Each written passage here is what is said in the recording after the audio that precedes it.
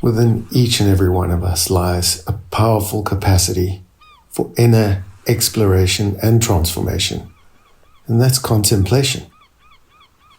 Contemplation is not merely a passive act, but a dynamic and profound practice. It's a verb that holds the key to unlocking our highest potential.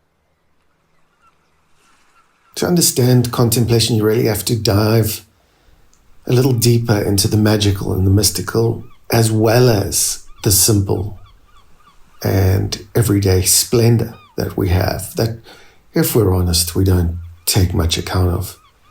So noticing is the gift we seek here.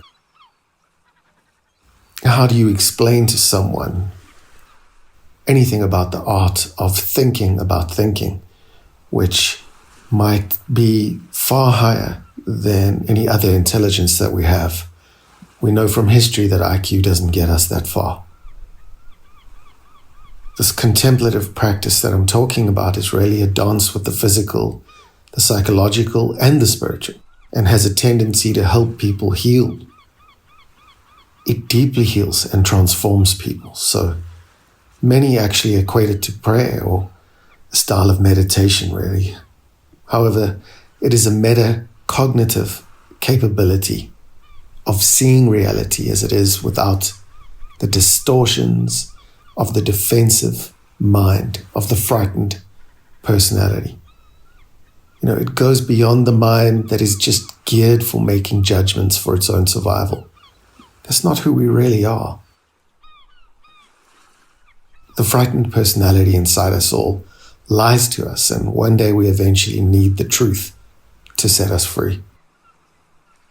Contemplation allows us to cut those cognitive distortions away and creatively respond like a mystic or a seeker to reality, or truth if you want to call it that, rather than perceptions. Perceptions are different for each of us and they change all the time. Reality never changes. So this contemplation is a journey beyond anything you can think. Contemplation is not something far off. It's accessible in everyday life for all of us. It's just about simply being fully present in body, heart, and mind, even while engaged in mundane activities like washing the dishes or enjoying a walk in the park. Any of these can be a contemplative practice, as long as you're there. There's no use being on a path in a park where your mind is elsewhere. So this deeper presence allows us to creatively respond to the present moment and work towards a desired future. We must understand we create our own futures, so it does us good for our cognitive health, our mental health, to actually look at how we're creating our future, to get out of the habit of being ourselves and constantly create something new, because if we're not creating, we're suffering. Nothing, especially us as human beings, divine in nature, cannot stagnate, stay in prison, or be stuck. We must grow and explore and create, or stay still and suffer, addicted to the prison of personality. One of my favorite lines comes from Teresa of Avila, who said, "Even a sardine can convert you." So if you really understand the mystery, the magnificence and the wonder of a sardine, something that you've probably not even looked at or thought of, certainly not contemplated for years, can actually awaken you, if studied deep enough, to the reality and the truth of being, of the universe, the entire cosmos in an instant. You get to understand it if you can understand a sardine. You see, the answers must be available to every seeker on the planet. The best of life is not reserved for certain people. It must be available to everybody. Everyone is invited to heal, transform, renew their lives, and one day look out with the eyes behind their eyes. contemplative practices are radical. They're transformative, developing capacities for deep concentration and quietening in the mind in the midst of the action and the distraction that fills everyday life today. I mean, imagine doing this contemplative practice of the sardine with a sacred text, for example, a book, a quote, a personal encounter where you've immersed yourself in nature, or even more profoundly, you've had a spiritual awakening experience, for example. The burning bush is still burning. The ancient texts are still offering us this magic, awe and wonder.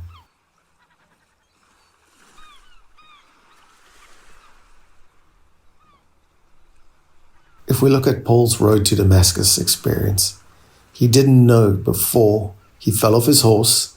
I don't think he was on a horse, mind you, but that's how he's depicted in art. He came off his horse, he had an experience with the living Christ, and there was an absolute shift in consciousness, an out-of-body type experience, I'm sure.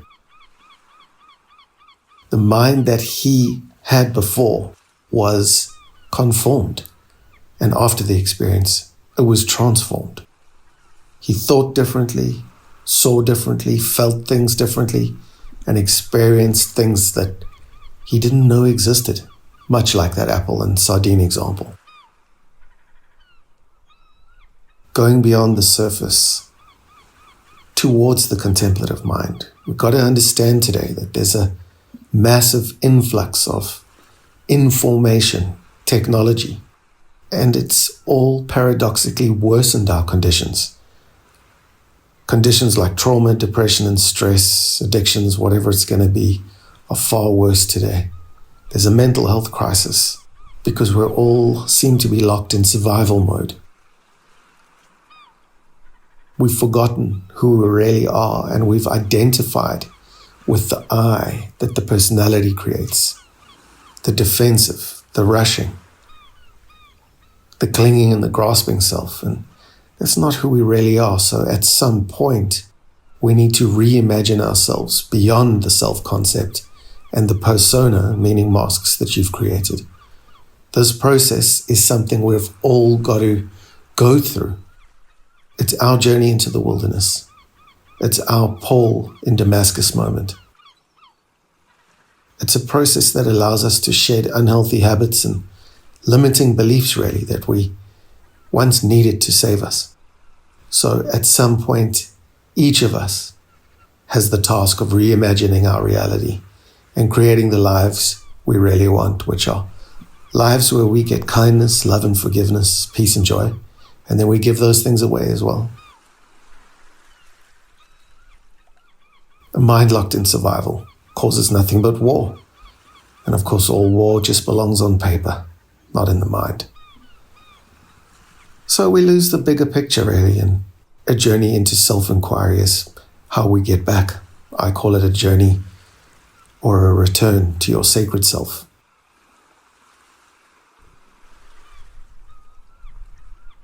To truly grasp the essence of contemplation, I always say that contemplation is the end of two. This suggests a dissolving of duality and separation from one another, leading to a sense of interconnectedness rather than defensiveness, separation.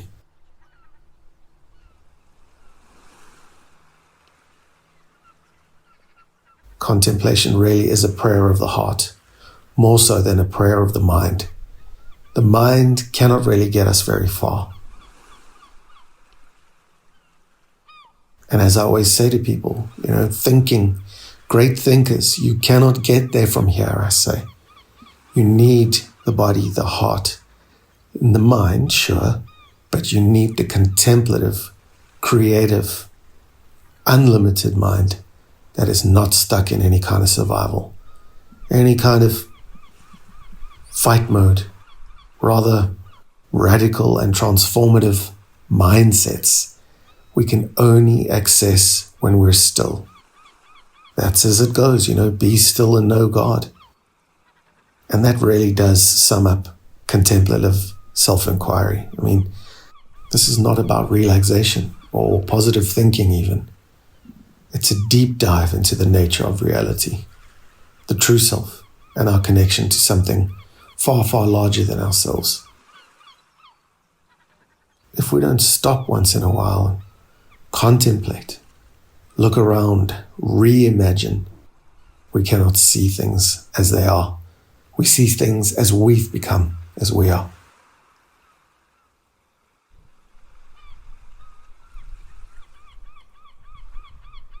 Contemplative science, if you will, is something that's going to bridge the gap and is bridging the gap between empirical studies of consciousness and the subjective experience of contemplation. When we really want to intentionally withdraw once in a while from the hedonistic nature of the ordinary world and nurture the self so that we can nurture the world, nurture others. This is consciousness. It's wealth. It's wisdom. It's a right-brained kind of vision and perception that we can't access unless we do it consciously. And when we do so, we get rid of that illusory self, awakening to our true, transcendent nature. That's who we really are. Thomas Merton said, always beyond our own knowledge, beyond our own light, beyond dialogue, is an entry into a higher life, a death for the sake of life. And that's the transaction.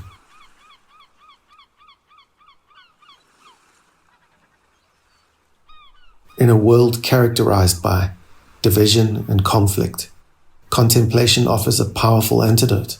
By fostering inner peace and understanding within ourselves, we can contribute together to a more peaceful and compassionate world, the world we all seek, if the truth be known.